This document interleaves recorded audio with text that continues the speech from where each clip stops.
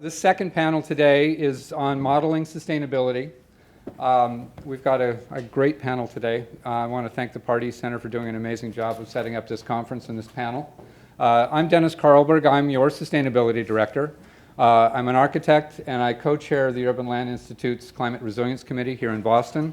Just as a little context. I'm going to keep the introductions very brief. You can find out more about all our panelists at the Pardee Center website. There are links to all of their bios. Our first speaker here is Conor Gately. Dr. Gately is his research focuses on quantifying spatial and temporal patterns in emissions of greenhouse gas emissions and air pollutants, and evaluating the impacts of these emissions on climate change, urban policy, and human health. Please welcome Dr. Gately. Thank you.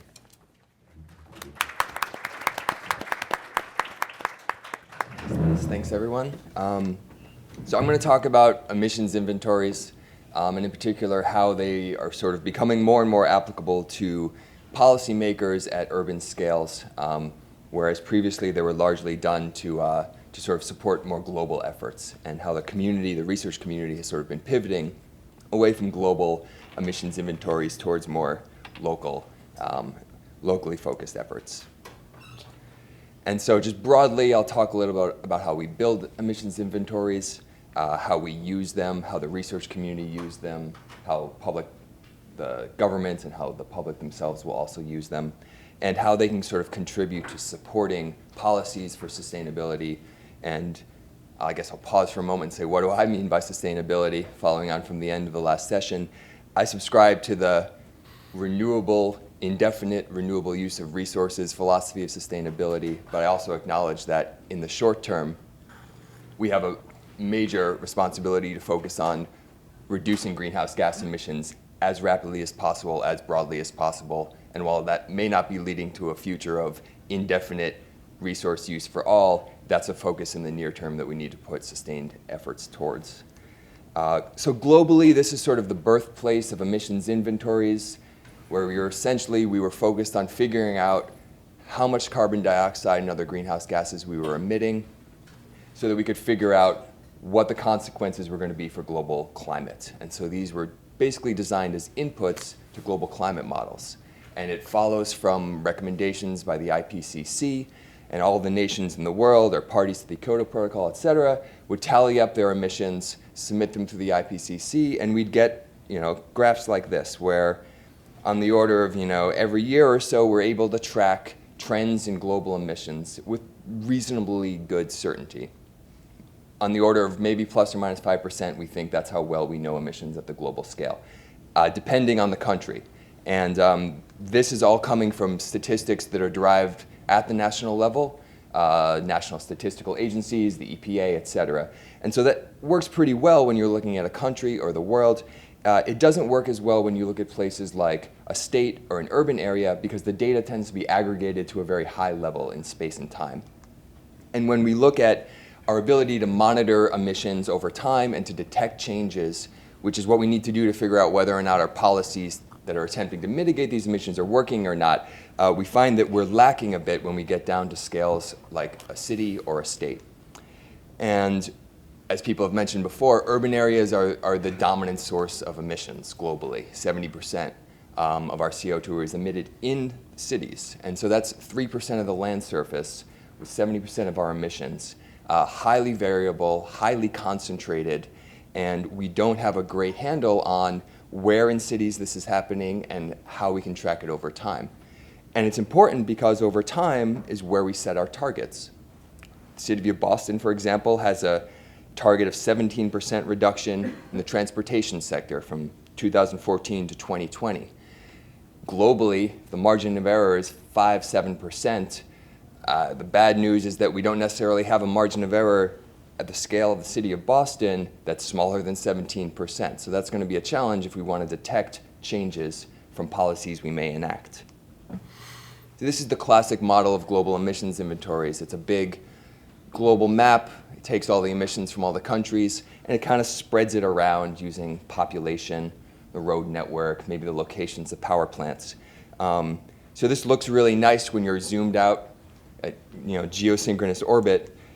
But when you look at the city of Boston, that's maybe four grid cells covering the entire city of Boston. So that's of limited use for the city managers and the planning community of the city of Boston. So one of the first things we did at BU in Earth Environment was, just from the road network, we were looking at emissions from vehicles, and we decided we'd build a slightly more highly resolved inventory. And instead of taking totals and kind of smearing them out, we use data that's actually available for every road in the domain, and we took the traffic counts, we took the fuel economies, and we kind of built it from the ground up. And so this is an approach that's it's taken some time to get there in terms of getting the data accessible to the research community, and it's still not available everywhere, obviously. This is easy to do in Europe or the United States, harder to do in India, where you're not going to have this kind of data, for example. But this is sort of the path forward in the developing countries for how we build these inventories. And so moving from there, we went on and we kind of did the rest of the Northeast, and we used data for all the different kinds of sectors, residential emissions, power plants, airports. And all of those sort of have their own data sources. They come at different scales, but you kind of have to do them all separately. Otherwise, you're just going to get some sort of amorphous sense of total emissions, whereas you might want to target policies towards different types of emissions, so different sectors, different behaviors, and you're going to want to be able to disentangle those things. And so we built this again. It's at 1 kilometer, and we sort of thought, okay, we've done pretty well here. We compared it to some of these other big emissions inventories. These are these two other global scale inventories, FFDOS and EDGAR. So that's the sort of take the total, smear it around kind of model. And so the differences here, just for the northeastern United States, are 20% still. So just at the total, you can even look, if you sort of look at EDGAR on the right there, the numbers are sort of the same, but the spatial patterns aren't. And so there's a big difference when you take the data at an aggregate scale and you kind of smear it out versus when you actually count what's happening at the local scale. And so that's kind of the push, and that's sort of the pivot that the emissions modeling community has been making over the past sort of 5 years. Because again, when we look at this is Boston on your left, New York City on your right, 50% disagreement between what are ultimately our best models. And so quantifying emissions has always sort of been thought as the easiest part of this problem. We know how much coal we're burning, how much gasoline we're burning. We think we have a number. We do, but we only have those numbers at scales that maybe aren't relevant to the policies that we're trying to implement and trying to track over time. So ideally, we want something that looks a little more like this. And so this is work that we've been doing with the Boston Metropolitan Planning Organization in conjunction with them, and with data from this company called INRIX, which is a private traffic data consultant firm. And they sold this data to the MPO. And this data is every 5 minutes on every road segment in eastern Massachusetts, the speed of the vehicles. And we match this with vehicle counts, the types of vehicles, with the model output from the MPO's travel demand model. And now we can say, for every road, for every hour of the year, what are the emissions of both greenhouse gases and of air pollutants as well.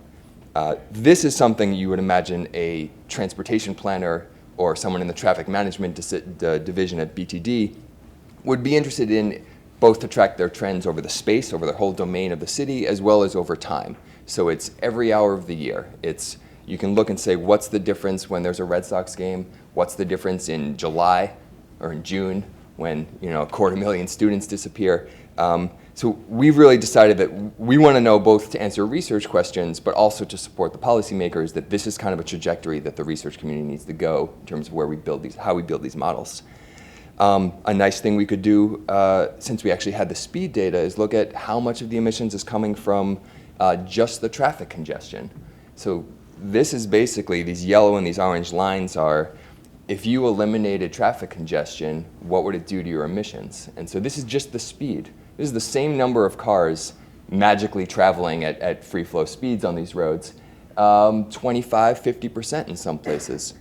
But at the same time, you see that most of this map is green.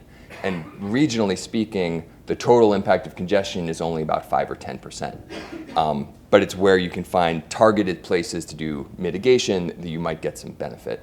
And in addition to that, with greenhouse gases, what you get a lot more bang for your buck from is local effects of air quality, because greenhouse gases, ultimately CO2 will kind of mix in, and you'll have the global impacts and you'll have some regional impacts, but air pollutants really have very sharp local gradients. You want to know, am I living 200 meters away from a really large source of particulate matter, or am I living a kilometer away? Is there a school there? Is there an institution there? And so we've built the same sort of model using the same sort of data, carbon monoxide, nitrogen oxides, and the nice thing here is that nitrogen oxides come from trucks. It's like a diesel fuel dominated signal. Carbon monoxide comes from cars. Cars and trucks are in the different parts of the city. And so if you're trying to figure out where you're going to target emissions of certain kinds of pollutants, it's not just where traffic is high, it's where certain kinds of traffic are high. And so these are the sort of things that we need to build into these models to give value to the end user community from the policy side and from the air quality side. And what's valuable as well is that this is done in a way that we can basically export this data and make it available to people who want to use it from the public sphere and from the government sphere. And once we've done sort of all the front lifting ahead of time to build it, it's now available for people to build on top of.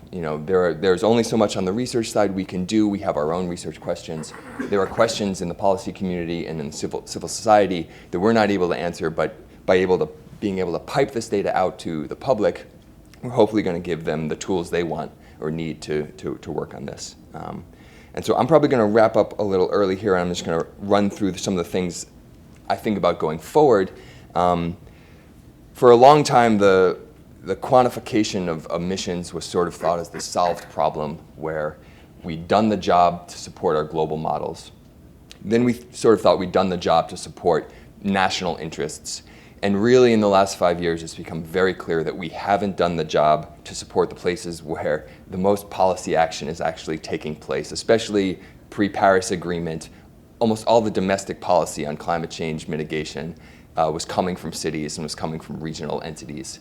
And as a research community, we had sort of had our heads in the clouds a bit, and I think there's been a real resurgence towards bringing it down to actionable levels. In addition to that, this sort of expansion of the cliched big data is actually something we're pretty excited about in this kind of modeling community, because it offers us an opportunity to decouple from the sort of every year EPA annual report, every 3 years EPA annual report, and give real-time data, near real-time data on the actual performance metrics of a city in terms of its energy consumption and its pollution emissions to the people who actually can use it and who want to work on faster timescales and on smaller spatial scales. So that's a really exciting part about where I think we're going as a research community, and a lot of this, I'll say, is sort of my final piece, wouldn't have happened if we hadn't talked to people in the city of Boston and in the Metropolitan Planning Organization. They are as much responsible for guiding the direction of this research.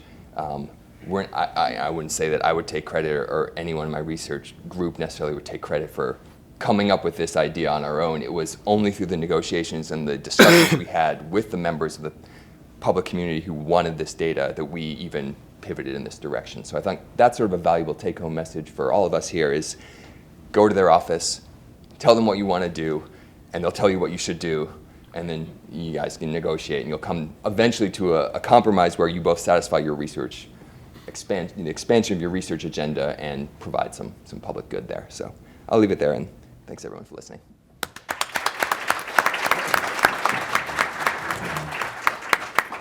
Thank you, Connor. That was great, and I think it points up a point that we should probably talk about a little bit later. Is Boston is a community that we can really work with and build on for our research as well as for the benefit of the city and others. Our next speaker is Peter Fox-Penner. He is the director of the university's newly created Institute for Sustainable Energy, which I think everybody in this room is thrilled to know it's finally here. He's also a professor of practice at the Questrom School of Business. His research focuses on electric power strategy, regulation, governance, and energy and climate policy. Please welcome Peter Fox-Penner. Thank you. Thank you, Dennis. Hi, everybody. I don't have slides to give us a break from looking at PowerPoint, and just tell you a little bit about what's going on at the Institute in the past semester, our first semester, and what we see going forward. And we're so new that I know many of you are aware of what the Institute's doing, but I'm sure some of you aren't aware of what's going on. And even now, it seems to change from week to week. So some of you are further behind than you realize. But it's nice to see many folks here who are advisors, faculty advisors to the Institute staff's here, and it's good to have you here. The Institute is a university-wide center for policy research, engagement with industry, and engagement with policymakers. So our primary mission is research on sustainable energy that moves policy and moves industry, moves us more quickly towards a sustainable energy future. And being university-wide, it's our mission to work with every part of the university that is involved in sustainable energy, and that means about every part of the university. I'm really proud that we have 35 affiliated faculty members. Many of you are here, and I want to say thank you for affiliating, but it goes from public health with John Levy, to the law school, to communications, to Met College with Madhu, and of course Earth and Environment is well represented. The Questrom School, where I hold my appointment, is well represented, and they administer us. So we have all sorts of multidisciplinary research going on, along with events and other things. The research projects that we have going on and we see in the future are really sort of the core of what we're doing. And before I mention them, I want to say that these research projects are meant to build on and expand the fantastic research that's already going on here. Conor and Lucy's research, Mike Gavelber's research, John's research, Tom Little's research on LEDs. That has all been happening here well before I set foot on campus, and the Institute's charter was signed by the provost 3 weeks ago.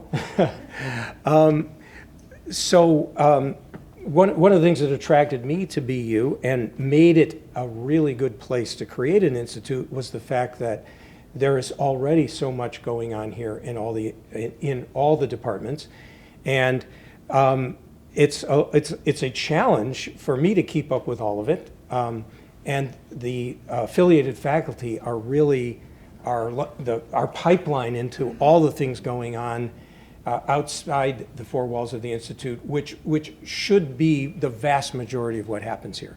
We're just kind of a convening entity. We're trying to stimulate multidisciplinary research, bring in some incremental funding, and especially help all of the researchers in all of the departments do a better job getting funding for what they want to do, find students, cross-collaborate, and all those things. So within BU, that is our role and our mission. So the projects that we're doing incremental to what's the fantastic work going on here are in a couple of areas. First of all, we are working with Professor Michael Karamanis over in, he's in mechanical engineering, actually, that he is a world authority on the algorithms that control the power grid. And as all of you know, the power grid's going to have to change profoundly to integrate renewable energy resources in vastly higher quantities, ultimately to become, I think, an all renewable grid, maybe with some nuclear power. But other than that, all renewable and storage, and maybe decarbonize fossil sources, but we'll see. So there's lots of work to do in that area, and BU is really a world center, and we're working on that. We have a project from the Energy Foundation to look at strategic aspects of the utility industry transition. We've worked already for the Department of Energy. We've done a white paper for the Quadrennial Energy Review, which, for those of you who haven't heard of it, is, as its name suggests, every 4-year comprehensive review of national energy policy. It's actually a new way of doing national energy policy, started by the current president. being administered by the Department of Energy, but it's government-wide. And we're contributing some research to that review, which should be published by the end of this year. And our latest project, which most of you probably wouldn't know that we have because we just got it last week, is that Cutler and I are co-directing a project with Conor helping us a little bit to scope out the City of Boston's decarbonization plan, next climate action plan to get to 80% reduction by 2050. I couldn't be happier that the Institute's been chosen by the Green Ribbon Commission, the commission that President Brown sits on, the commission that's really looking more intensively at Boston's energy future and making it sustainable and decarbonized. The premier organization in the metropolitan area, and we're really honored and thrilled that they're looking to the Institute and really the broader BU community to be an expert resource for helping to scope out the study. The full study won't begin till later this year, but we hope to participate in that. And there's also adaptation work that this decarbonization study is all about mitigation. It's about removing the carbon from all the energy systems and the waste stream. But as we all know, sadly, the city of Boston, along with the rest of the planet, is going to adapt to it, have to adapt to a certain amount of climate change that has already been baked in to our climate system. And Tony and other folks here in the climate sciences are also advising the Green Ribbon Commission on that end of things. So we have some very interesting research going on. We are talking to funders about some other research that's also interesting, and I'll just mention it very briefly. We're talking to one funder about doing some research on equitable access to solar power, an issue I feel very, very strongly about. You can see a PowerPoint that I did for Climate Works on the Institute's website. And I would say, please check out the Institute's website. You'll be surprised at the breadth of material that's there. bu.edu/ISE.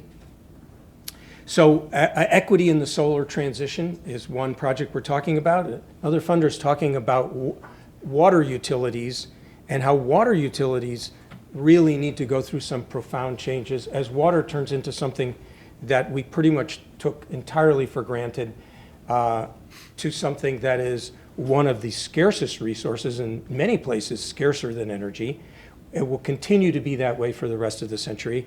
And water utilities are still pretty much acting very, very traditionally, much like electric utilities were 10 or 20 years ago. So we might be looking into the future of water utilities. And one other project I'll mention that I think is very important that we're talking about is conflicts between large-scale renewable energy production and land use.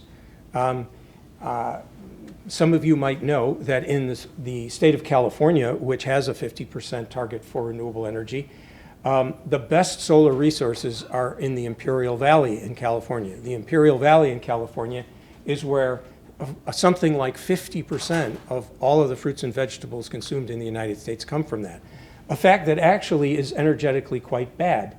If you look at the banners that Dennis's great operation put up in the student dining rooms, they point out that the average food that Americans eat comes from, 1,400 miles away, right? Roughly.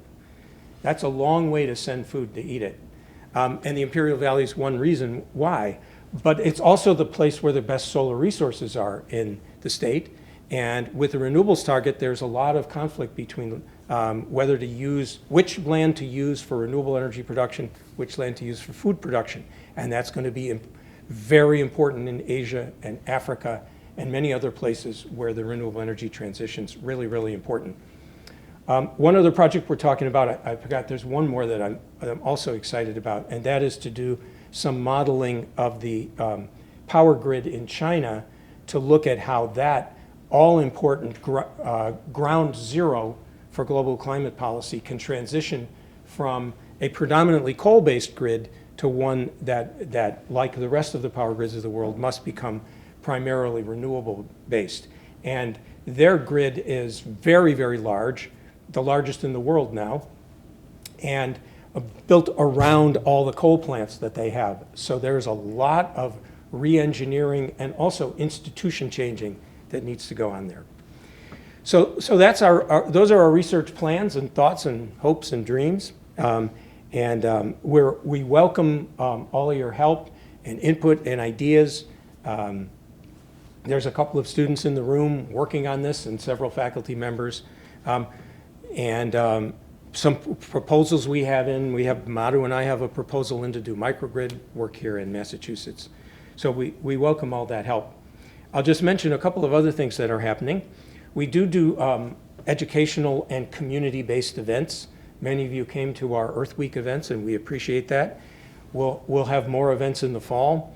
I'm teaching a course on sustainable energy business and policy over at Questrom, and in connection with that, we're actually going to probably do something that is certifiably insane, and that is to have one guest speaker a week through the fall term who will not only come to the class, but will also give some seminars and discussions and dinners in each area of sustainable energy.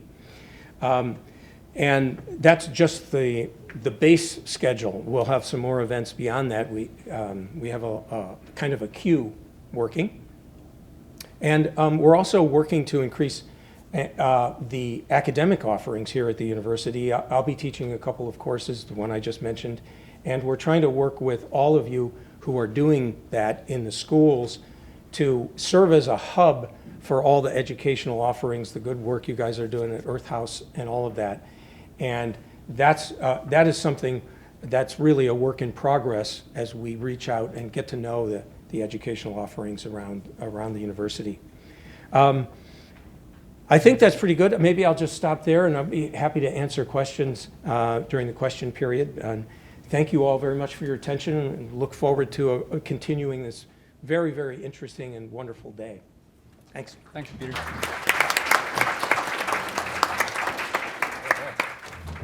This is a very interesting conversation. I'm excited about this panel. Our next speaker is Kevin Gallagher. Dr. Gallagher is professor of global development policy at Boston University's Frederick S. School for Global Studies, where he co-directs the Global Economic Governance Initiative and the Global Development Policy Program. Please welcome Kevin Gallagher.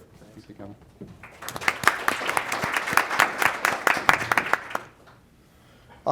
Thanks a lot for having me here. It's great. Sometimes you work with your small group and you think your big audience and cohort group is outside of BU, but when you're sitting in here with all you folks, you realize that there's so many of us here working towards the same ends. I co-direct something called the Global Economic Governance Initiative. We're about 4 professors here at BU, 2 outside of BU, 7 PhD students, 3 or 4 MA students, and 1 undergraduate student. Working in conjunction with the University of the Pacific in Peru and the Chinese Academy of Social Sciences Institute for World Economics and Politics. And our mission is to advance policy-relevant research on economic governance for financial stability, human development, and the environment. And our starting point is this, where we see the human economy as a relatively open subsystem of a quite closed global ecosystem where the human economy takes matter and energy for the human economy and deposits it back into the earth as waste and is governed by the laws of thermodynamics. And that the sustainability challenge that we're focusing on is the extent to which the human economic system can distribute the costs and benefits of those resources in a way that's just and equal across generations and just and equal right here on the planet today. Unfortunately, to steal a concept from Nathan, unfortunately, we're living in a wonder bread world economy, largely because we don't have the right kind of global institutions that provide the public goods that'll steer an economy in a just and equitable manner for today and over time. We focus on the 3 institutions that we hope can be part of that. after after World War II, we developed three major sets of institutions, seen as the Bretton Woods institutions, that provide, or at least are there to hopefully try to provide global public goods to help the world be more stable, help foster development, and help foster long-term economic investments. And we have programs on reforming global finance, trade, investment rules, and development policy, and development finance for a sustainable recovery. What's exciting, I feel like, over the past 8 months or so, is that there's really a new global consensus about where we have to go and what we need to do. Starting with the U.S.-China Climate Treaty and then the Sustainable Development Goals and capped by the Paris treaties, there's really a consensus that the current fundamental infrastructure of the world economy is high carbon and very socially uninclusive, and that we need to move to a world where we have a fundamentally wired-in infrastructure that is low carbon and socially inclusive for present and future generations. The majority of our grants, we're a soft money research group, but the majority of our grants right now are looking at the extent to which developmental financial institutions, such as the World Bank and the China Development Bank, can help pivot us towards that, the financing of such a society, because private markets aren't going to do that on their own, and the scale of the problem is so huge.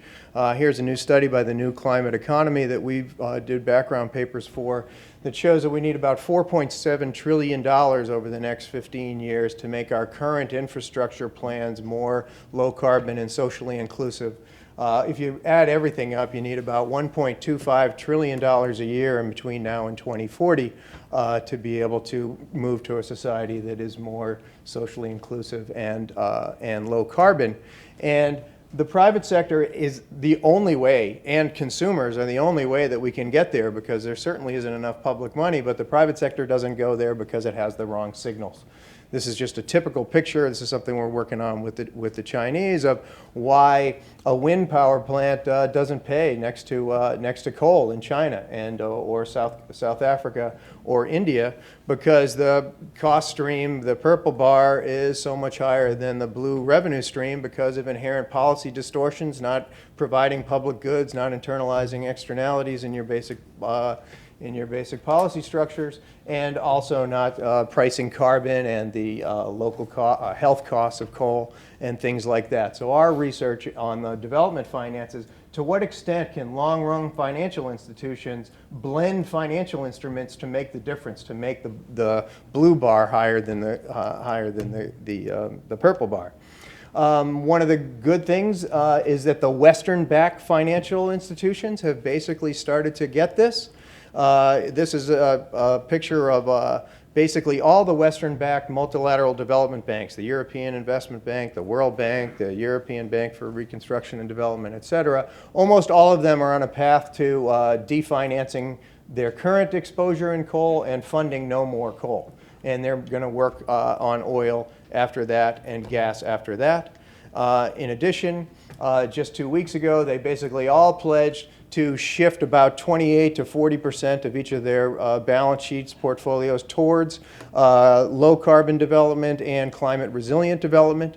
That's the good news. The bad news is that if you add up all their commitments for 2020, we're only talking about $36 billion. Of course, we want to be able to leverage that by orders of magnitude, but it's still nowhere near the scale. And these institutions are really suffering right now because of a lot of them have a stigma for a bunch of policies that they practiced in the past. A lot of developing countries don't want to go to these institutions anymore, in large part because now there are a whole bunch of developmental financial institutions from emerging market and developing countries. The China Development Bank and the Brazilian Development Bank, two national development banks, their total assets are more assets than all of the Western-backed multilateral development banks combined.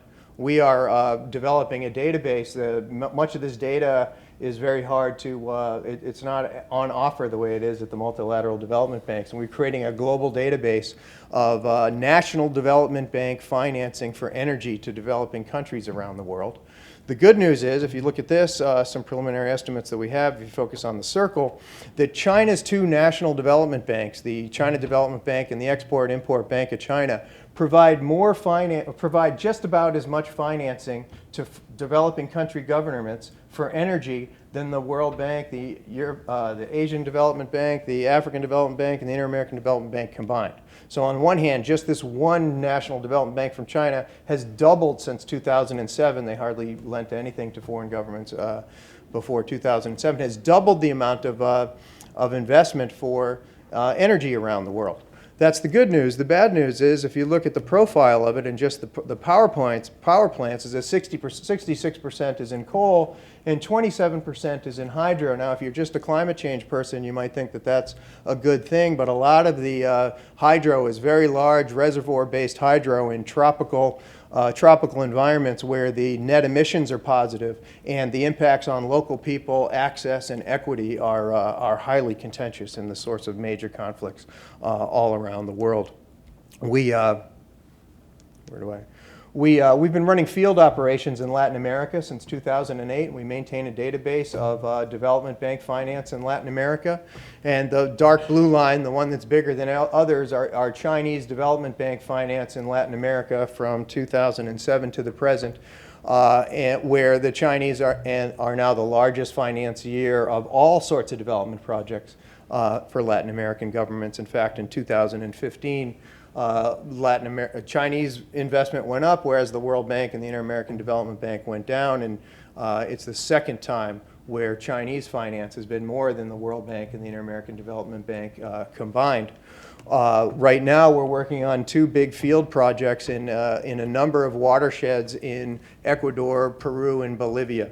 The slide on your right looks at development bank projects that were funded by the Chinese development banks and other national development banks from Latin America and the Western banks from 2000 to 2015 to do some modeling to find out the extent to which these projects have have impacted biodiversity, resource rights, and climate resilience.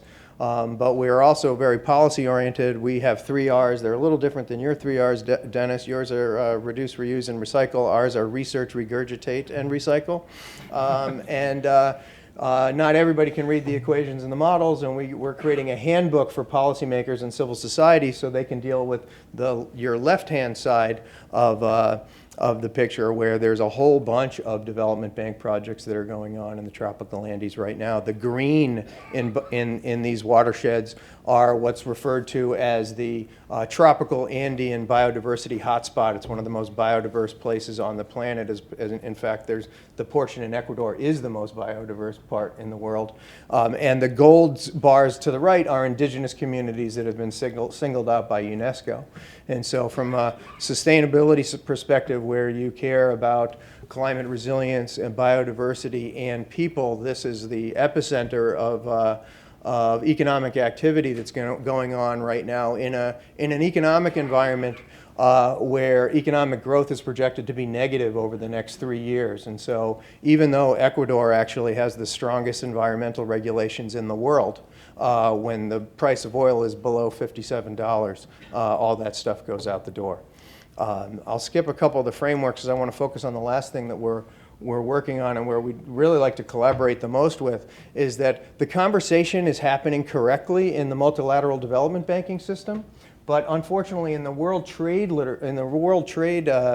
institutions, the conversation isn't here because trade policy is so contentious that no one wants to add any more new issues. It's so hard to get a trade deal through just when you're voting on whether or not it's going to create economic growth and jobs. And oh my gosh, if you want me to make this about climate change too, we'll never get it passed. And so therefore, the climate and equity and developmental impacts of trade policy have really been pushed off of the agenda, especially in the United States, which was singled out by Ambassador Tubiana a couple weeks ago. She said, Yes, under Paris, we had these great aspirational goals that we have with our INDCs, but those are just aspirational goals. We have to write them into the rules of the world economy, and she sees the extent to which that the INDCs are coherent with the world trading system as a key challenge. And what a lot of folks don't quite realize is that right now the United States is negotiating trade deals that with 76% of the world economy. We're doing a huge trade deal with the Europeans called the TTIP. Just finished one with the Pacific Rim countries called the Trans-Pacific Partnership Agreement, and we're also negotiating deals on investment with China and India. These comprise 76% of the world economy. Climate change is not a part of conversation of any of these treaties, and the rules in these are much, much deeper than what we have at the World Trade Organization. And we really, if you look at the trade-related emissions around the world, the embodied carbon in trade is about 28% of all emissions, and it's really the map of the countries that we're negotiating trade deals with now, and climate change is not part of this conversation. We could easily make it part of this conversation. It's not rocket science. There's a lot of things that we could do that are trade liberalization friendly that would help make our trade policies much more in tune with our climate goals. We could liberalize tariffs on all climate-friendly goods, diffuse the amount of clean technologies moving around the world. We could liberalize fossil fuel subsidies. As a matter of fact, at the G20, we all promised that we would, and we're negotiating. All the members of the countries that we're negotiating these trade treaties with are all members of the G20, and in fact, there's actually a negotiating group for reducing subsidies, but fossil fuel subsidies is not on there and not prioritized. You can go down the whole list. Of course, you'd also have to restrict some climate bads, which get you in a little bit of trouble with trade rules, and the question is, to what extent should trade rules trump our climate change and societal goals? I won't talk too much about our re-regulating finance work because I'm out of time, or? You got a minute. And I have a minute.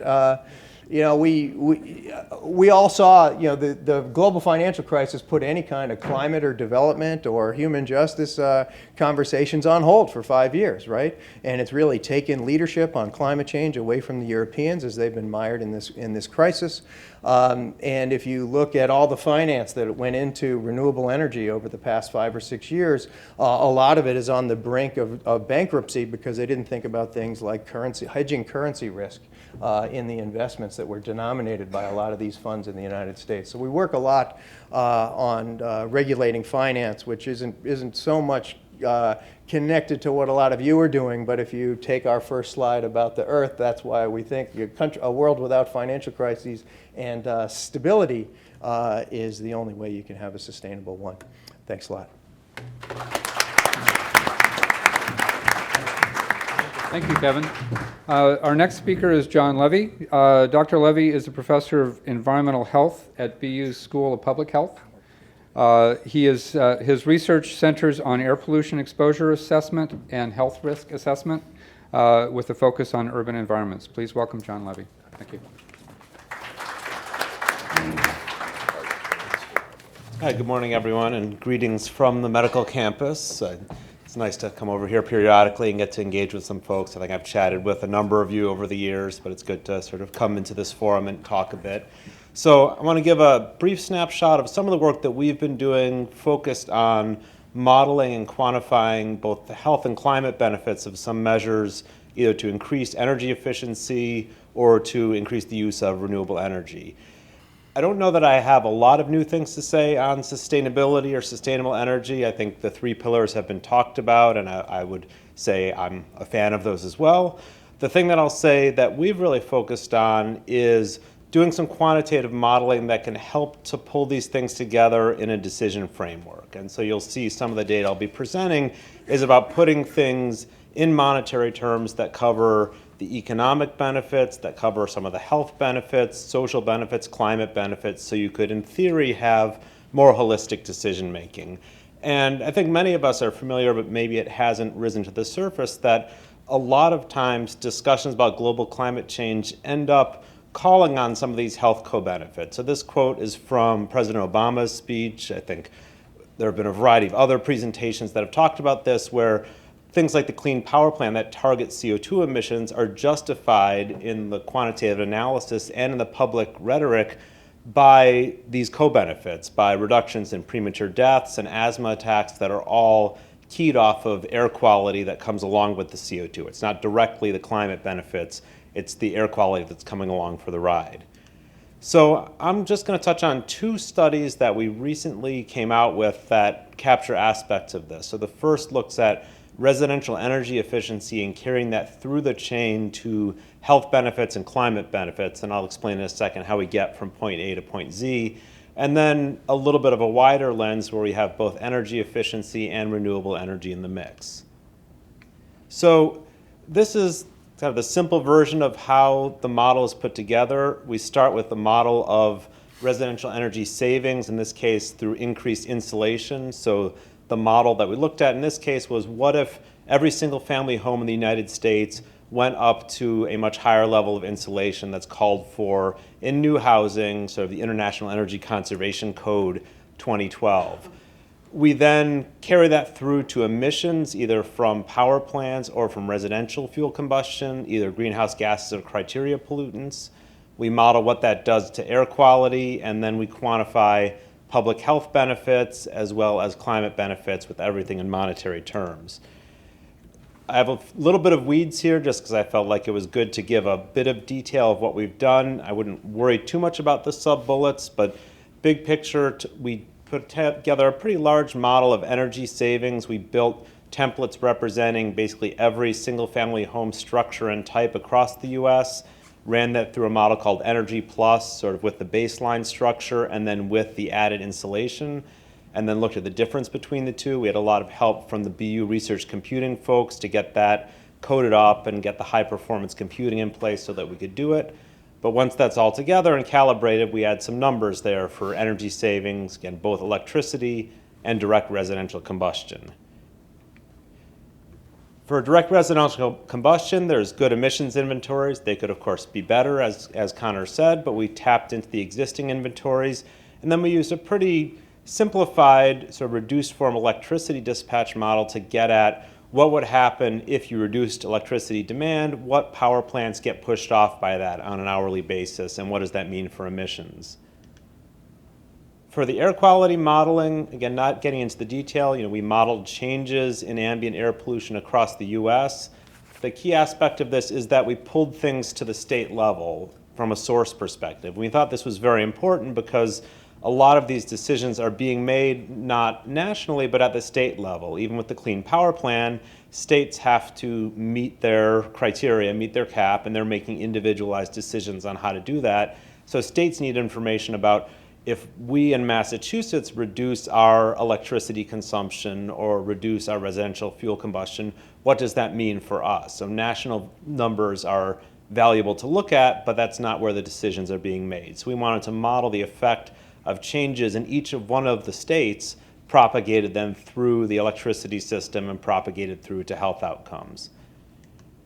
And then for the health benefits and the monetization, we focus here. There's a lot of health outcomes you could look at for air pollution related to ozone and fine particulate matter. We focus here just on premature death. That's when you tend to monetize things where a lot of the action is. So that gives us a pretty good dollar value to carry forward. And then we use some standard values for the social cost of carbon to put the CO2 emission side also on an economic level. So again, you can compare the two. So here's a little bit of the punchline. So we do this modeling. Every single family home in the US magically gets more insulation. How you do it, we sort of set that aside for the moment, and we model the energy savings in terms of, again, electricity and direct residential fuel combustion. So we've got numbers there at the state level and nationally. And then, and I'm sure that some of the tiny font things are hard to read, but we model this through to emission reductions, again, at the state level. The color shading there indicates the amount of emission reductions by state, and you're looking at CO2 and then NOx and then SO2. You can see the spatial patterns pretty consistent for unsurprising reasons. Big states with a lot of homes, you're getting more benefit, so this is a total number. But there are some subtle shifts if you stare a little bit at the shading where, for example, SO2 is really a power plant story and is a story of coal-fired power plants, so it's going to peek up a little bit, you can see the darker shading in the southeast and the industrial Midwest, where you get a lot more of the electricity from coal. When we carry that forward to health and health outcomes, again, this is the national level punchline. We model 320 fewer premature deaths per year associated with the air quality improvements, and that gets you about $3 billion per year in health benefits once it's monetized. The CO2, you get about $4 billion a year in benefits. The direct economic savings, the pocketbook for the consumer from reduced energy use, about $11 billion. So you can see, you add up the social cost pieces, you've got about $7 billion. You're within shouting distance of the direct economic savings. So if you imagine folding this all into a social calculus, this is a non-trivial part of the story. What this map is conveying, and it's a lot of components here, is everything rolled together. So you have all of the social benefits on the climate and health side represented in the pie chart. The size of the pie chart actually shows the ratio between the social benefits and the economic benefits. So this varies a lot geographically.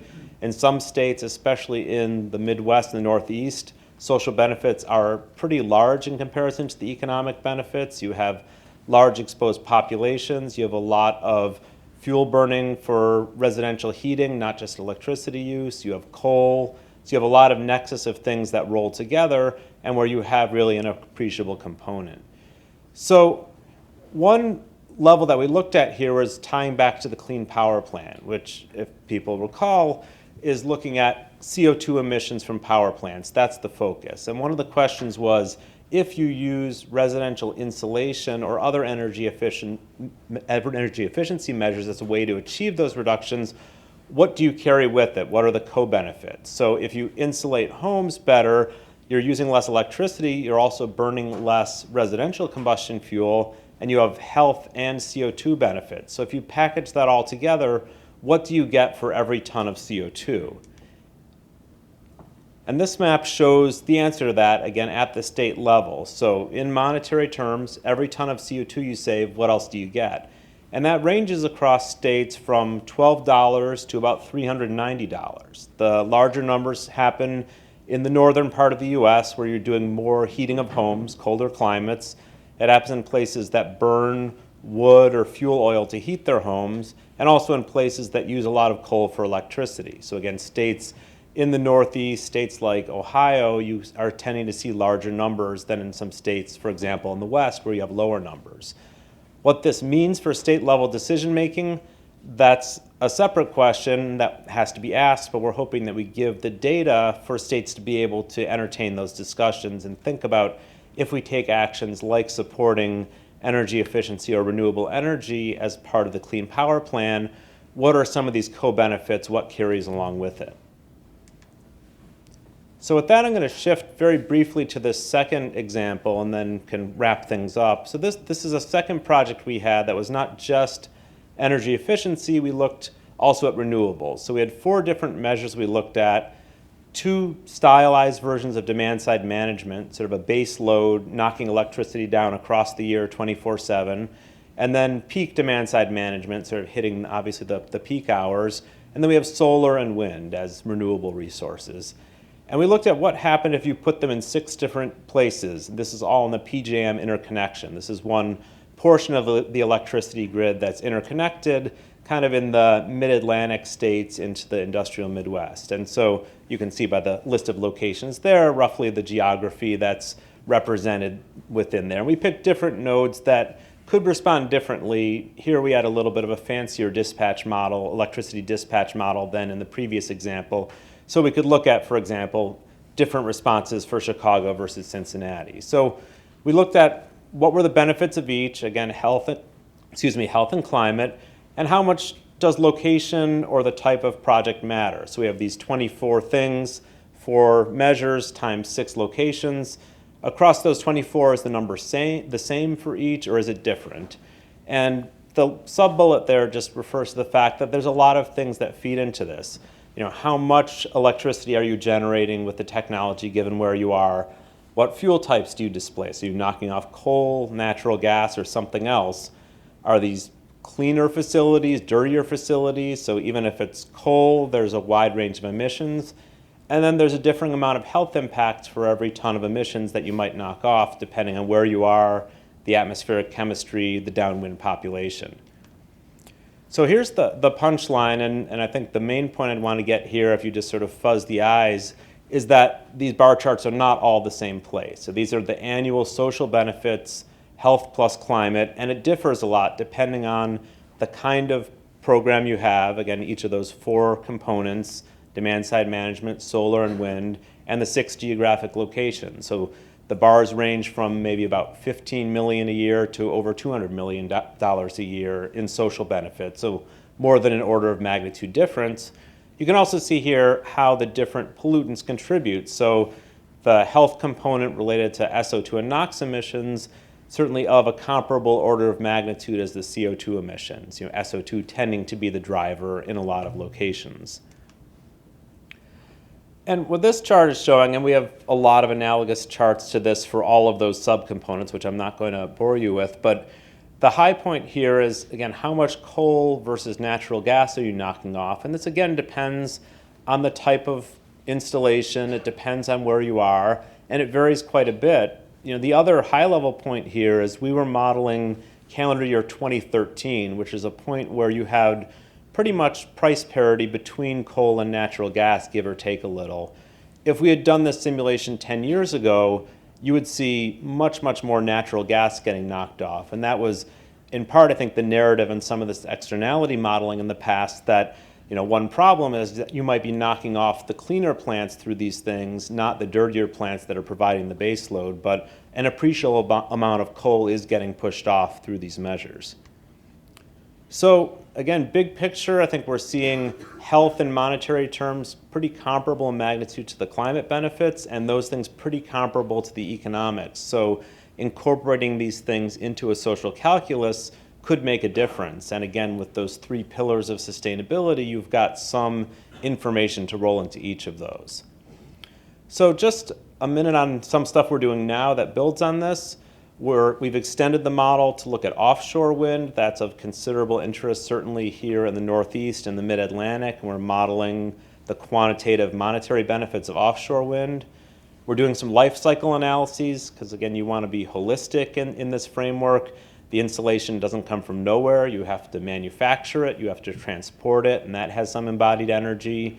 The electricity, obviously, the fuel has to come from somewhere. You have to do fracking for the natural gas. You extract the coal from the mines. So we're expanding the lens, and we're continuing to look at co-benefits related to the Clean Power Plan. So I'll stop there. I've got the references there, and of course, acknowledging the various funders and my various coordinates to email me or follow me or hunt me down. So happy to chat later. Thanks. Thank you, John.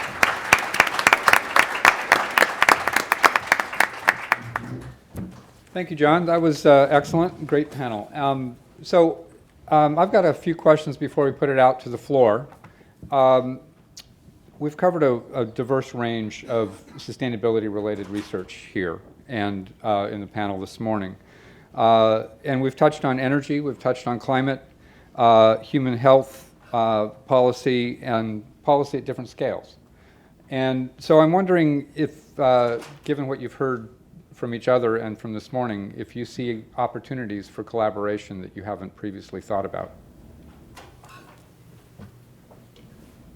Any of you? Kevin? Well, I realize why this is a lot more fun than the search committee that I was on with Jonathan for about 6 months last year, because we never talked about this.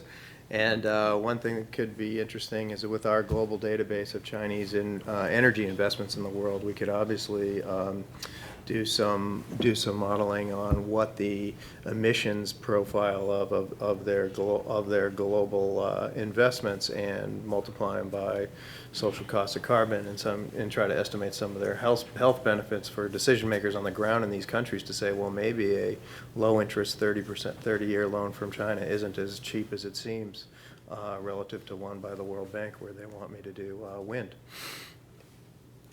Yeah, and I think that's a good point. And even building on that, hearing some of the presentations this morning, my mind kept going toward, can you make the sales pitch for some of these measures, whether on HVAC or lighting or so on, through quantifying the various social benefits? And so I think, we can certainly make the arguments to people about the economic savings, but if you can roll in health, CO2, put some dollar values to it, obviously you need the policy levers to then actualize it, but it can, I think, give a lot of useful information to people and again, argue for the values of these kind of approaches.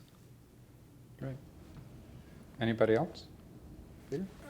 Well, it's not really a fair question for me because my day job is thinking about your question all the time. And I'm just kind of overwhelmed by the opportunities for collaboration here. I couldn't begin to list them all, although I think that's a great idea. And of course, all of us we just need to read the newspapers to know that the air pollution health benefits are really what's driving climate policy, I think, more so than anything else. You might disagree with that, but I think No, especially in China. that's what I'm saying, in China. So there's that is the most actionable sort of axis probably place in the world. But beyond that, I think there's a tremendous amount of collaboration. It's just too much to even try to list. Right. So bringing it back to campus, in the last 6 months, there have been two major developments around sustainability here at BU. The first was in November when President Brown signed the 4-part White House Act on Climate Pledge. The part that related to research stated to support academic research to better understand the factors that influence climate change and the strategies for mitigating climate change, and to use the city, the region, and Boston University as living learning laboratories, where our community, facilities, and urban fabric can become the objects of inquiry to advance solutions for mitigation and adaptation.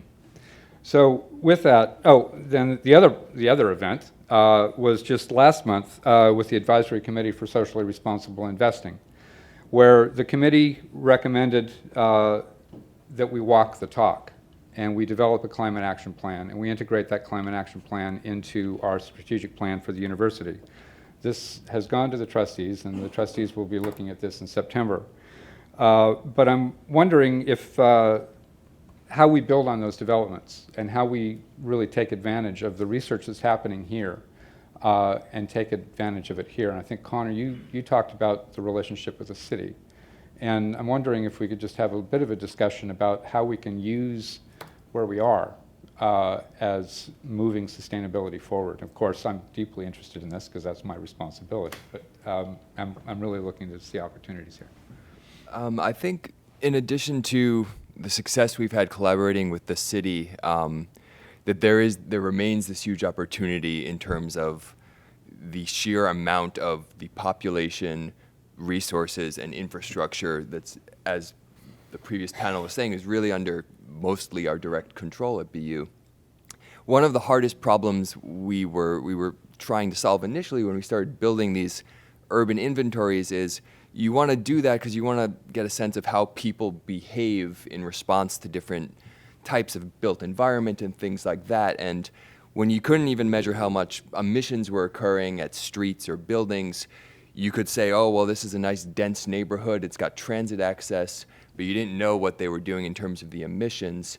As those things kind of come together, now you want to start saying, what happens if we push this variable a little bit that way? And government takes a little bit longer sometimes to play around in that sandbox. BU has this great opportunity, employee benefits, parking benefits, the decisions that people make about how they travel through the city, how about the energy they consume. That's this huge opportunity that BU could start playing with institutionally on the inside, I think, that's sort of ripe. There's low-hanging fruit everywhere, I think, in terms of where you'd want to start experimenting. Great. Peter?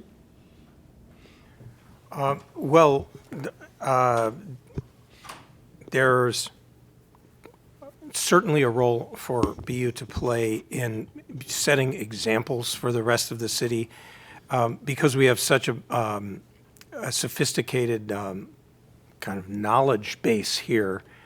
we can pilot things that are 10 or 20 years ahead of what the average American building could do, maybe 30 years ahead, and we should be doing that. And with the work of Tom and Mike and others, I think we are doing that, and you're helping to spread it across the whole BU footprint. So I think being a living learning laboratory is a very good idea for our buildings and our transportation systems and our waste streams. You know, we are a microcosm of a city, really. We have our own police force. We have our own veterinarian and our own pastry chef, and not kidding. So there's, you know, we are a little city, and we can show the way to sort of sustainable living here on campus. But I will also say that we have a role to play beyond our own local footprint in bringing ideas and policies to the world, and also educating each other and new generations of leaders and sending them out into the world. And that is something that we do here, right within our footprint, that would and should have a very profound impact on a sustainable energy future. So we should also keep that in mind. Yeah, by the time you get down here, you just start echoing. But first and foremost, we do have to lead by example. But I guess the one thing I would stress is that we've become, and this is what President Brown says every time he gives a speech on campus, we've become such an international campus. And especially in my school, the Pardee School of Global Studies, we're majority from non-U.S. And so when folks come from around the world, if we all want to live in a better world, we need to be able to show them what it looks like. But then we have to help them learn the tools of what a sustainable society will look like. We created a seminar last year called Development Banks and Sustainable Development, where we tried to be innovative, where we had a resident in-house Brazilian development banker interacting with a class and bringing in people from civil society, from the private sector, and so forth, to not only do what we normally do, but to really do simulations and engage with how this stuff really works in the real world. And then we really hope that they're going to go out there and do that. And one of the things that we're focusing on in the Pardee School is not only to have trained UN negotiators for aspirational treaties, but we need to get people in the financial sector that are thinking this way, to get people to be trade negotiators that are thinking this way. And we've got one over here, one of our students from our seminar got a job in her native Mexico, where she's going to go work on ecological adaptive finance in Mexico. And so this is what we're paid to do. 80% of our salary goes to training people like you. And when folks go and do that stuff, and they see that we've done the right thing here, we're doing our job and we can sleep at night. Great. Yeah, and at the end of the line, it's like you said, it's hard to say anything other than I agree. But I mean, I do think universities have, you know, a very unique role in multiple ways, including the fact that we can, in theory, make investments that have a long-term payout. Right? We don't have the same kind of, you know, week-by-week pocketbook constraints of a, you know, typical consumer. You know, we're not a for-profit entity, and so we can do things that may not have an immediate payout that speak toward a sustainability message and that also reinforce our educational mission. So I think there are a lot of things, small and large, that we can do that sort of still fit within our financial structure, but also tap into other elements.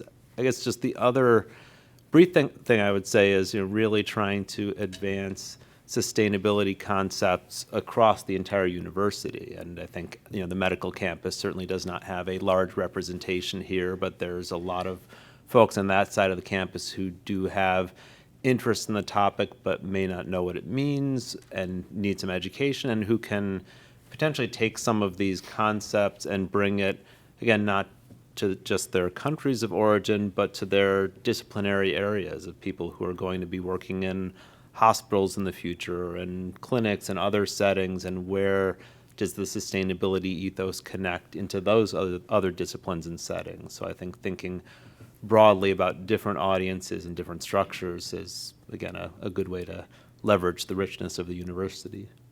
Great. I think John, one thing I wanted to ask you specifically was, as you're going through your slides, I noticed PJM coming up, and PJM is a ISO where that has a very intense carbon footprint.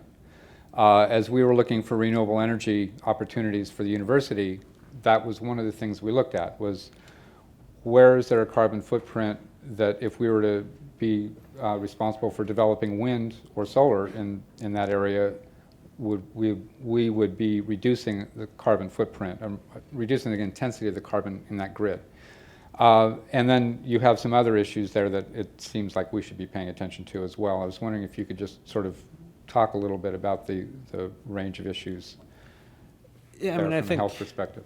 yeah, I mean, broadly, the goal of our modeling was to get into the fine nitty-gritty details, especially on geography. I'm thinking, for example, if one were going to support a wind farm, whether it's a university trying to, maximize its impact or a state-level decision maker, how much does it matter where you put it? And I think, when you get into the details of the electricity dispatch modeling, it matters potentially quite a bit. And then once you connect to other aspects like the atmospheric modeling and so on, it matters even more. So I think we were trying to give people, again, a little bit more of that detail, not just, PJM versus another ISO, but, Cincinnati versus Chicago versus elsewhere. And, some of the other modeling that we're doing now is very much geographically tied, offshore wind off the coast of near Maryland, near Delaware,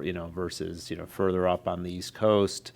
Because, again, that's where the decisions are being made and where a lot of the action is. And we've tried to reinforce, I think, in a lot of our projects, and maybe this ties back to Conor's presentation, that, when you look at things at sort of a macro level, you might get a very different narrative than if you start to really focus on finer resolution and finer geography. And it is the states and the cities where a lot of the activity is going to happen. So we really wanted to be able to provide those actors with more precise information, not just, wind farms in the United States would have this level benefit.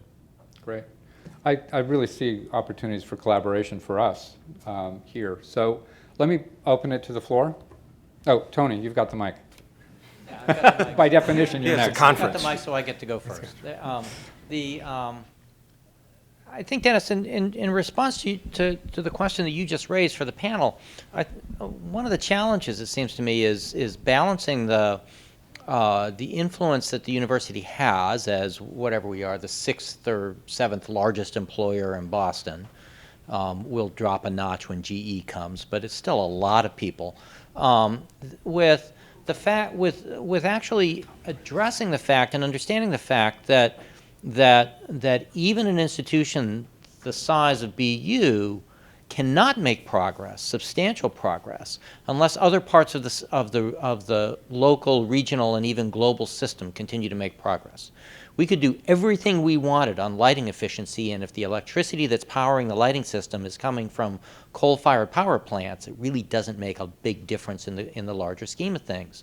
And I think one of the other things that we have to be able to demonstrate, both in research and in our connections to decision-making, is the influence of these interconnected systems at sort of different levels of governance, at different spatial scales, and to really begin to understand why the location of solutions matters, why the time scale of solution matters, and how you actually address that decision-making interface. It's certainly not as simple as everything we can do, in this room, in this building, on this campus, can be a beacon for everywhere else in the world. It's not going to work that way. And I think that addressing the complexity of these issues is something that is a service that we can and really should be fulfilling. Thanks. I'm Rich Rosen. I'd like to go to the other end of the spectrum, sort of the world development scale kind of numbers that Kevin Gallagher was talking about. I think your talk was excellent, Kevin, at pointing out all the problems that we face in trying to solve issues like climate change. But I would take exception with one number, which I actually think is pretty significant. You talked about roughly maybe 1.2 trillion a year need to be spent in investment across the world, I take it. Okay, you may know Mark Jacobs at Stanford has a series of papers which shows that you need about $1 trillion a year just for the U.S. to make the energy system sustainable, okay? My rough projections, looking at the models of the studies you indicated, is that they leave out huge amounts of investment required just for the energy system. And I'd throw out a number like 5 to 7 trillion a year for the world, which is less than 10% of the GDP. So it's not an outrageous number from a macroeconomic point of view, but I think, you know, again, we're in the wrong ballpark in these international discussions. And while, as you know, we're not likely to get $1 trillion anytime soon, the disaster looming is that we really need 5 to 7 trillion. So I'd just throw that as something for you to consider. Yeah, maybe you just misinterpreted what I said. The estimates that we have are 4.7 per year for infrastructure and another 1 for energy. And so, yeah, I've been thrown out of a lot of rooms by saying that. You know, you go to Washington and say, oh my God, you know, we can't even pledge $3 billion for this tiny little green, global climate fund kind of thing. And so it's politically difficult for outside of academia to talk about the numbers, but it's true. It's $5 to $7 trillion per year to at least 2050. And it's more than just a emissions fix, right? If we, even if we make it a low carbon version of what we have, it'll still be a highly unequal and relatively unjust place at the same time. And so this is a great opportunity where there's basically a global coalition of people who care about the environment and people who care about people. And the question is, can we harness something that'll get us in that right direction? And the public sector can't do it. We've spent all our money borrowing it from the Chinese to rescue ourselves from the financial crisis. And we do have these public banks that don't get swung from one political end of the spectrum to another every 4 or 7 years, and they are there. And if we can use them to get the private sector and consumers on a better path, we'll be there. But it's a daunting task. It's a daunting task to really even get to the 2.7 degrees that we possibly could get to if everybody really did their INDCs. It's about $3 trillion extra dollars in the world economy. And I don't know, when I watch the debates, I don't really see that. But that's why I get so excited about our students going to do great stuff, and that's what helps me sleep at night. Yeah, we agree. In the blue. The gentleman's comment leads into my comment that, and to follow up on Dennis's idea of collaboration, for BU to speak as a single voice instead of more projects and collaborations, but to actually unify and speak as a single voice. If that comes out of this conference, I think that would be very powerful.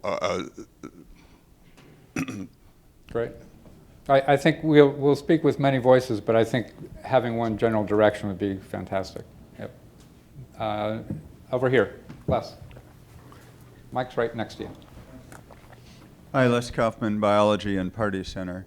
I'd like to address a question about trans-border issues, particularly to Kevin and John. We saw 2 examples so far, one where the portions of the U.S. that would benefit the most from switch to renewables in terms of the health, the energy from fossil fuels that's going to those places now, a lot of it comes from the part of the map that was white. So there's an existing economic system that has to be significantly warped in order for the economy to roll along as we switch to renewables, a lot of which will be right in those regions that are using the energy. The other example is Asia and the Mekong, where China is doing a great deal right now to switch to renewables, but it's at the expense, as Kevin pointed out, of an enormous amount of human suffering further south in the Mekong region and in the other great rivers. Is this a research problem, or is it simply a problem of diplomacy? And if research, what can researchers do to put grease under the wheels of the diplomats? answer the first one? Sure. Yeah. So you ask easy questions. No, you're 100% right. And I think one of the things that we've tried to do, this doesn't solve the diplomat side, but on the research side, one of the things we've tried to do is, again, get to the geography of the question. And part of what you're talking about is the going upstream life cycle analysis piece, right? Where the coal plants are is one thing, but the coal is getting mined in the Powder River Basin in West Virginia, wherever else. And within the life cycle analysis work, we're trying to localize it more. I think people who are familiar with that field know that it sort of casts a very wide net and tries to avoid the geography part of the story. But I think we would argue that that is a huge part of the story. And so we're trying to consider, for example, okay, where exactly is insulation manufactured? Not just it is manufactured, but there are places that manufacture it. Where does fracking happen? Where does coal mining happen? And there are going to be complicated regional trade-offs and messy parts of the story. And there's a very nice paper a few years back that looked at sort of the true costs of coal or the hidden costs of coal, something of that sort, that got into the geography and talked about what do things look like in some of these Appalachian communities. There's socioeconomic deprivation. Some of it is because the coal mines are there and it's been sort of a single industry location. Mortality rates are typically very high in those settings. What happens if there is either increased or decreased investment in those mines? Either one is a very complicated public health and economic story. So long-winded way of saying, yeah, I think we need to really at least shine a light on these things. How that informs the decision-making is a much tougher question. It's very much answering the questions that you directed towards me are very much an academic research question, and the diplomacy just happens after you have the answers to the questions, hopefully, right? And so, one of the things that and there's a lot of research that needs to be done to help educate these new Southern-led development banks. That's what I'd call them, the development banks but there's also a huge amount of research that needs to be done and modeling that needs to be done to educate the United States on its trade policies and its own banking system policies related to all this stuff. One of the things that a lot of the research we're doing with the Chinese is to actually try to calculate the impacts of their projects overseas. Right? We don't think about it this way, but no one's ever globalized the way the Chinese have at their level of GDP per capita, right? When the U.S. companies were out there, when the World Bank and so forth were out there, we were already twice as rich as they were. But we also made the same exact mistakes that the Chinese are making now, right? The reason why many countries won't go to the World Bank, even if it's for a wind power plant, is because they're a political hot potato, because they did the same thing. They made big, huge dams in Brazil that displaced thousands of people and got people thrown out of office and really ruined the environment at the same time. And so it's important to be a neutral, evidence-based research and we do it collaboratively with Chinese researchers, because you can't, you're taken with a big grain of salt if you're just an American researcher working on this stuff. And one of the things that we've gotten a lot of resonation with the Chinese development banks is just how to think about risk. Right, for a lot of the big dams and a lot of the big coal plants in China, the government had an economic and a political guarantee on the project, right? You can't do the economic and political guarantee in Honduras and in Ecuador. And what the Chinese are learning is that they loaned a lot of money to a lot of commodity exporting countries when commodity prices were really high and exchange rates were really strong, and they thought that they'd be able to pay the Chinese back a lot. Now, the countries don't have any money, and their exchange rates have gone down so much, they're having trouble paying the Chinese back, and the people in the communities around all these projects are shutting them down with machetes and Molotov cocktails. And they said, even if they don't necessarily exactly have the same framework that all of us have, if you just think about it from an economic perspective, that they're loaded with a lot of risk exposure in their overseas investments that they just had not anticipated in the beginning. And they're looking for a lot of help. And so documented economic and political analysis is at the ground project level is something that we're doing a heck of a lot of But at the end of the day, I'll stop here. At the end of the day, this is all localized stuff that we're really working on because it's actually a government and a private sector actor that is trying to get the financing for a particular project. And so the government isn't thinking about the social cost of carbon or the local impacts of the health or the fact that the displacement of people or cyanide in the water from a copper mine is going to ruin the irrigation system of people that have been there for 20,000 years, and it's going to actually hurt the economy too. And so those simple tools that some folks have learned by trial and error the hard way are things that you have to continue to regurgitate and recycle and do new case by case along the way to bring people around. And you have to do the same thing with the United States. We're the two biggest emitters, and the Chinese are financing a transition around the world, and hopefully it'll green, but the United States is writing rules around the world that don't have climate change in it. The Obama administration had to take climate change out of the Trans-Pacific Partnership Agreement to be able to get the authority to send it to Congress to appease people in both his own party and the Republican Party. So it took climate change out of it. Fossil fuel subsidy reduction, all that stuff was in there just to be able to get the thing passed. And now we've written the rules of a core part. So I hope that I hope they don't pass that, and there's a good chance that they won't. It's one of the only things that Trump and Clinton agree on is that the Trans-Pacific Partnership Agreement shouldn't be signed. Thank you. It's now 12:30, so I have one last hopefully quick question, but I think it's an important one, and I'm kind of picking up on what Kevin said a while ago, and it's about our students. How do we, as an institution, collectively develop, I don't know if it's communications or outreach or raising awareness about all the great stuff that's going on here in terms of education and research around sustainability, so that we have more students that are going out to do great things in the world. Just wondering if people have some thoughts about how we might be able to do that. Peter? Yeah, I do have some thoughts. Internally, I have found in my vast 5-month career here at BU that the community here is very strong, and there is quite a lot of cross communication, not just this, which is a perfect example of it, but your website, which I refer to constantly, and now the Institute's website and so on, where I'll just throw out this, where I think BU is doing a much less good job is I don't think outside of the BU community, whether it's here in Boston and certainly beyond Boston, the world knows very much, and potential students know very much about BU's activities and BU's leadership. I happen to know Cutler for decades, so I've kind of kept in touch. But even when I came back to come from Washington, I was just stunned at how much was going on here.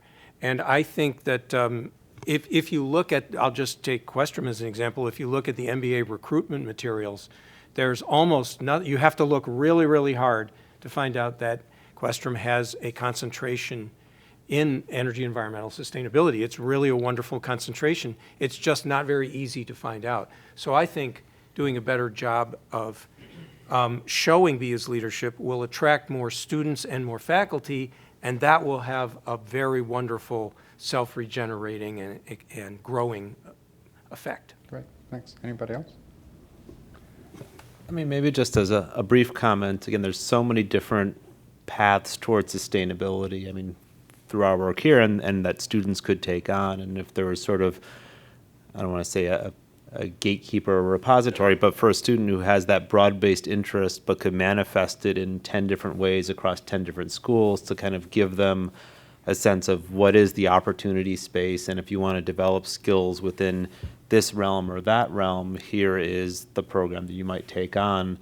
So again, some students may not even know where to begin. It's not, we don't have a school of sustainability. There isn't sort of something along those lines, but there are pockets within many schools and many programs. And so finding a way where there is sort of a central convener and a way to direct students, including places where they may not normally look for these sorts of things. I think that's a fantastic point. And what Cutler and I and a few others did several years ago when we started the sustainability website was to house links to the research, to the faculty, to the courses that are available in sustainability. They're housed on the sustainability website right now. But I'm bringing this question up in a sense that, is there a better place to be doing this? Is there a better way to be connecting with people to raise awareness of what's going on here? Because there's a lot of really great stuff happening.